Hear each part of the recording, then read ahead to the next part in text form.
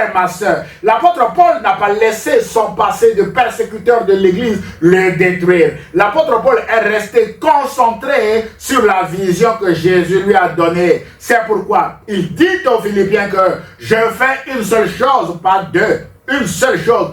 Oublions ce qui est derrière moi et tendons toute mon énergie vers ce qui est devant moi. Je poursuis ma course vers le but pour remporter le prix attaché à l'appel que Dieu nous a donné du haut du ciel dans l'union avec Jésus-Christ. D'après Philippiens chapitre 3, versets 13 à 14.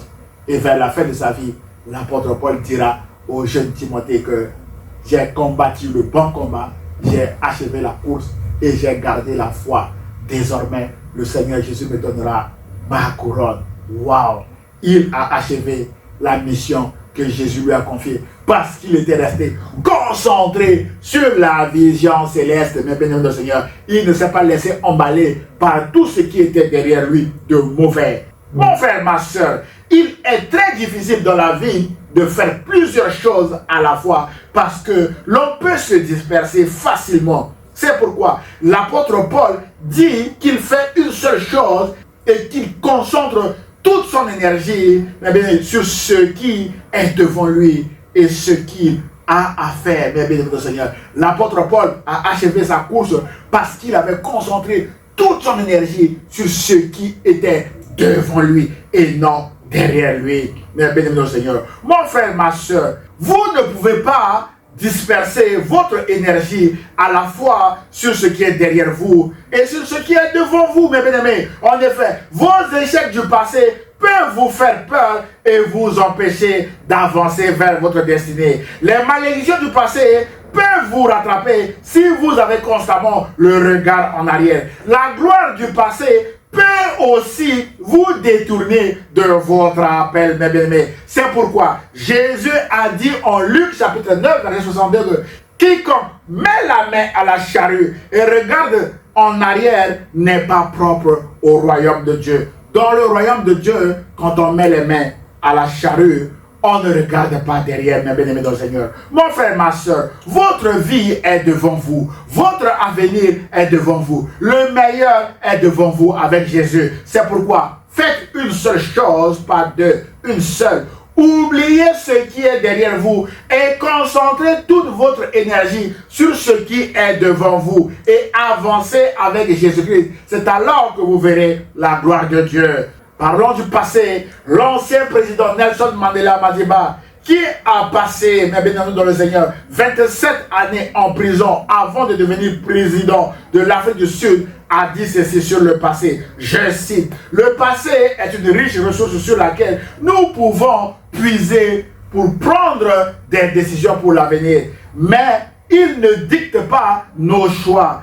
Nous devrions regarder en arrière et sélectionner ce qui est bon et laisser derrière nous ce qui est mauvais. Fin de citation du président Madiba. Mon frère, ma soeur, ne laissez pas votre passé dicter les choix de votre avenir. L'apôtre Paul compare la vie à une course d'athlétisme qui nécessite plus de rigueur et de l'endurance. En effet, l'endurance est la capacité de maintenir dans le temps un certain niveau d'intensité exigée par la course en cours. La gloire et les échecs du passé ne changent rien, mes bien-aimés dans le Seigneur, dans la course en cours. C'est pourquoi l'athlète doit être concentré sur la course en cours sans regarder en arrière afin de maintenir le niveau d'intensité et d'endurance exigé par la course en cours. C'est ce que nous voyons actuellement pendant les Jeux olympiques, mes bien-aimés. Aucun athlète ne s'appuie sur la gloire ou les échecs du passé. Les champions d'hier ne sont plus champions aujourd'hui. Ceux qui n'étaient pas champions hier, il y en a qui sont devenus champions aujourd'hui, mes bien-aimés dans le Seigneur. Ils sont tous concentrés sur les jeux actuels. Ils sont tous concentrés sur la course actuelle, mes bien-aimés dans le Seigneur. Aucun athlète ne se préoccupe de ce qui s'était passé hier, mais sur ce qui se passe actuellement. C'est pourquoi l'apôtre Paul dit, je fais une seule chose, pas deux, une seule chose.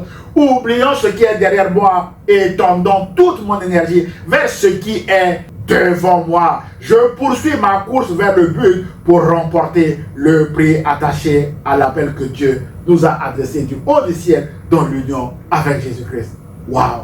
Il regardait tout droit devant lui, mes chers amis internautes.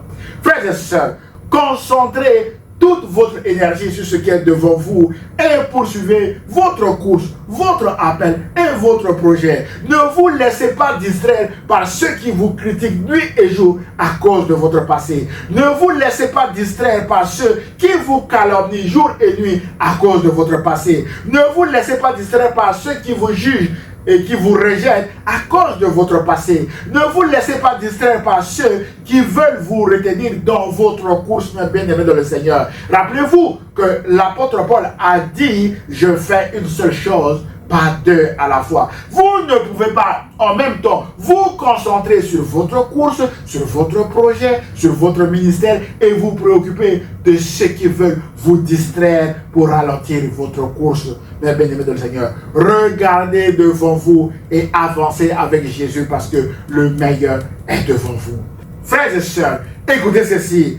Aucun athlète sérieux ne fait pas deux choses à la fois, car il risque de manquer d'énergie s'il se disperse en faisant plusieurs choses à la fois. C'est pourquoi restez concentrés sur votre projet, restez concentrés sur votre famille, restez concentrés sur votre appel, restez concentrés sur votre ministère. Comme l'apôtre Paul, mais bien-aimé dans le Seigneur, était aussi resté concentré sur son ministère et il a combattu le bon combat, il a achevé sa course, il a gardé la foi. Mais bien-aimé dans le Seigneur, nous disons que plus de la moitié du Nouveau Testament a été rédigé par l'apôtre Paul parce qu'il était concentré sur ce qu'il avait à faire. Voilà un modèle, c'est pourquoi il nous invite dans ce message à regarder devant nous et à poursuivre notre course, notre projet, notre ministère.